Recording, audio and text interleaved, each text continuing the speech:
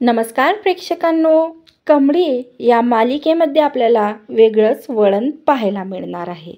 तर आता प्रेक्षकांनो, तुम्ही सर्व ज्या गोष्टीची वाट पाहत होते ना, तो क्षण आता लवकरच आलेला आहे. प्रेक्षकांनो, आता राजन हा सिद्ध टेकून अन्नपूर्णा निवासमध्ये आलेला असतो. तर आता अन्नपूर्णा निवासमध्ये आल्यानंतर तो सर्वप्रथम राजन त्याच्या आईला भेटतो आणि भेटल्यानंतर सिद्ध टेकला जो सर्व काही प्रकार त्याच्यासोबत घडलेला आहे, की आजोबांचा फोटो त्याला दिसला पण त्यांचे निधन झालेलं आहे, हे सत्य आता तो देवी आईच्या समोर अन्नपूर्णाला सांगत असतो. तर आता त्यावर अन्नपूर्णा बोलते, राजन, तुला असं परत यायला नको होतो. तू आजूबाजूला तिथं ते खूप दिवसांपासून राहत असतील तर आजूबाजूच्या लोकांना याविषयी सर्व माहिती असणार. म्हणून राजन, तुम्हाला भेटायच्या अगोदर तिथं थोडी चौकशी करायली होतीच रे, असं अन्नपूर्णा राजनला बोलते. राजन बोलतो, आई मला ना तुला भेटायचं होतं ग, मला काही सुचतच नव्हतं. मला जसं मोहिते आबांच्या निधनाचं सत्य कळालं तसं मला कधी तुला सांगतो असं झालं होतं. म्हणून मी रात्रीच आता तुला हे सर्व माझ्यासोबत घडलेला प्रकार सांगायला आलेलो आहे. तर आता अन्नपूर्णा बोलते, राजन, हा नक्की आपल्याला देवी आईचा आपल्याला दिलेला संकेत आहे रे, आपण याच्याकडे थोडं लक्ष द्यायला हवं. तर आता तू आताच्या आता सिद्ध टेकला जा, जिथं तुला फोटो दिसला ना मोहिते आबांचा, त्या घराच्या आजूबाजूच्या लोकांना तू थोडी ती चौकशी कर आणि माहिती काढ की गौरी आणि तुझ्या मुलीला ते ओळखतात का. मला माझं मन सांगते रे की काही ना काहीतरी आपल्याला मिळणारच संकेत, म्हणजे तुला काही ना काहीतरी नक्कीच मिळणार.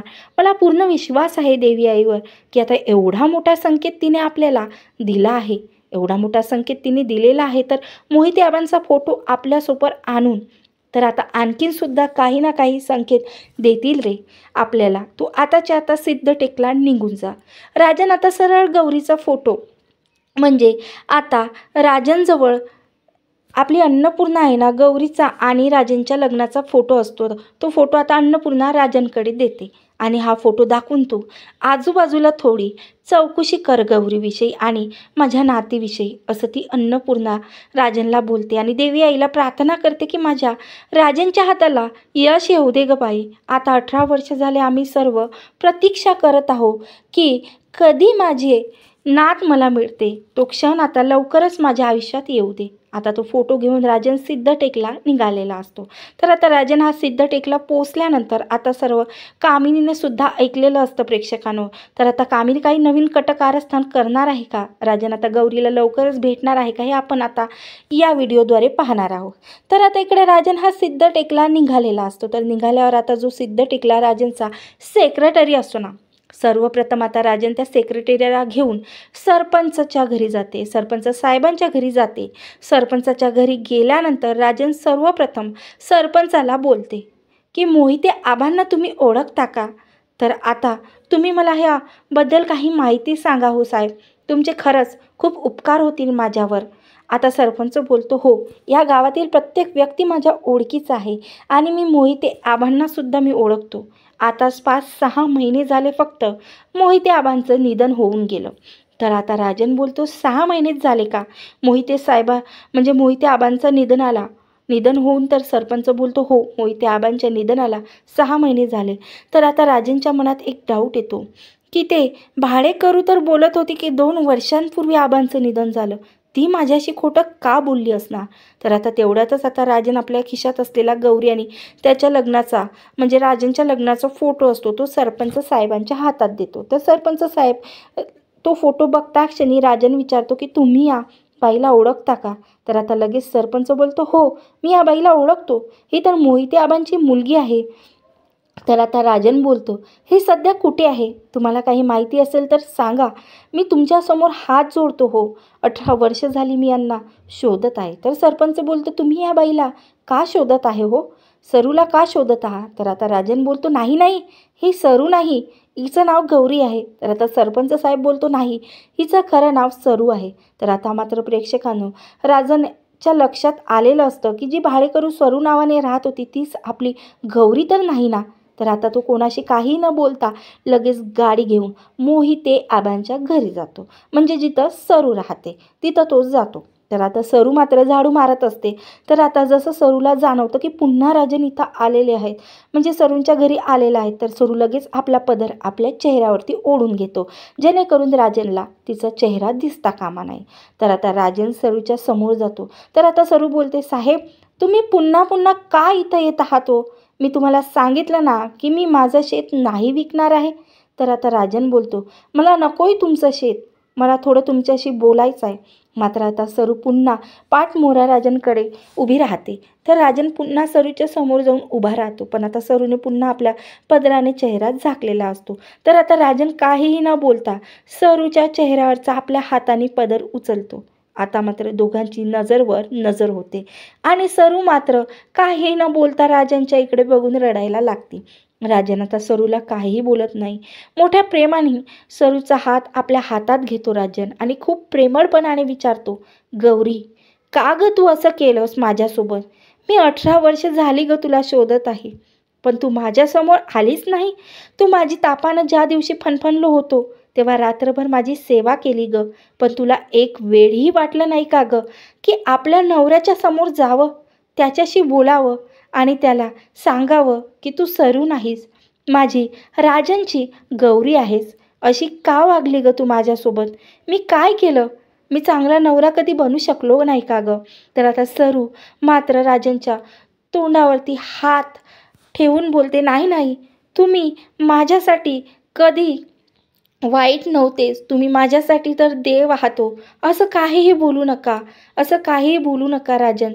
राजन मी तुम्हाला काहीही सांगू शकत नाही, पण तुम्ही वाईट नाही आहे हो. तुम्ही एक चांगले बाबा आणि चांगले नवरा आहात, यात काही शंका नाही. मी तुमच्यासाठी एवढंच सांगतो की मी जे हे सर्व काही केलेलं आहे, 18 वर्ष माझ्या हृदयावर दगड ठेवून मी इथं राहिलेले आहे, तुमच्यापासून वेगळी, तुमच्यापासून दूर राहिलेली आहे. तुमच्या मुलींना मी सुद्धा तुमच्यापासून दूर ठेवलेलं आहे. त्यामागे खूप काही मोठं सत्य लपलेलं आहे राजन. हे मी तुम्हाला नाही सांगू शकत राजन. बस मी तुम्हाला एवढेच हात जोडून प्रार्थना करते की तुम्ही पुन्हा पुन्हा असं इथं नका येऊ, कारण तुम्ही पुन्हा पुन्हा इथं आल्यास माझ्या मुलीच्या जीवाला धोका असणार आहे. राजन मी तुम्हाला एवढंच सांगू शकते. पण आता मात्र राजन सरूचं काही ऐकत नाही प्रेक्षकांनो. राजननी सरूचा हात पकडलेला असतो घट्ट. आता मी 18 वर्ष झाली तुझी प्रतीक्षा करत आहे ग की तू मला कधी भेटणार आहे. आज मला देवी आईच्या आशीर्वादाने तू भेटलेली आहेस गौरी. मी आता तुला कुठेही जाऊ देणार नाही. तू काहीही बोलू नकोस. तुला तुझ्या आणि माझ्या मुलीची शपथ आहेस ग. तू आता मी म्हणतो तसंच करशील. आता मात्र प्रेक्षकांनो गौरी थोडी म्हणजे आपली सरू थोडी गोंधळलेली आहे की गौरीला कमळीची शपथ दिल्यामुळे गौरी काहीही करू शकत नाही. तर आता राजन बोलतो, गौरी मला ना माझी मुलगी कुठे आहे सांग ना. ती आतमध्ये आहे का गौरी? बोल ना. नाही राजन, ती मुंबईला आहे. मी तुम्हाला आता तिच्याबद्दल काहीही सांगू शकत नाही. तुम्हाला सुद्धा तुमच्या आणि माझ्या मुलीची शपथ. मला काहीही विचारू नका हो याविषयी. आता राजन बोलतो, ठीक आहे गौरी, आपण याविषयी शांततेत बोलू, पण आता तू माझ्यासोबत लगेच मुंबईला चल. तिकडे आईला मी सांगून आलेला हो की मी सरूला म्हणजे माझ्या गौरीला घेऊनच घरी येणार आहे. तर तुला तुझ्या आणि माझ्या मुलीची शपथ दिलेली आहे. तू आता नाही म्हणू नकोस. तर आता प्रेक्षकांनो गौरीकडे दुसरा काही पर्याय उरलेला नसतो, कारण आता राजननी तिच्या आणि म्हणजे गौरीच्या आणि राजनच्या मुलीची म्हणजे कमळीची शपथ दिलेली असते गौरीला. आता गौरी मात्र मनात विचार करत असते की राजनला आता मी रागिणीचं सत्य हे सांगू शकणार नाही, कारण त्यांना जर कळालं की मी राजनला सर्व काही सांगितलं तर ते माझ्या मुलीला जिवंत नाही सोडणार. तर आता माझा नाईलाज आहे. अन्नपूर्णा निवासमध्ये मला जावंच लागणार आणि त्या कामिनीच्या नाकावर टिचून तिथं राहून मला कमळीची रक्षा करावीच लागणार, असं गौरी मनाशी बोलते. तर आता राजन बोलतो, गौरी काय विचार करतेस? आज एवढ्या दिवसांनी भेटलीस ग तुम्हाला. तुला मला लवकरात लवकर आईला भेटवायचं आहे. ती सुद्धा 18 वर्ष झाले तुझ्या प्रतीक्षेत आहेत ग. तू चल माझ्यासोबत आणि त्यानंतर आपण आपली मुलगी कुठे आहे मुंबईला हे जाऊन शोधू.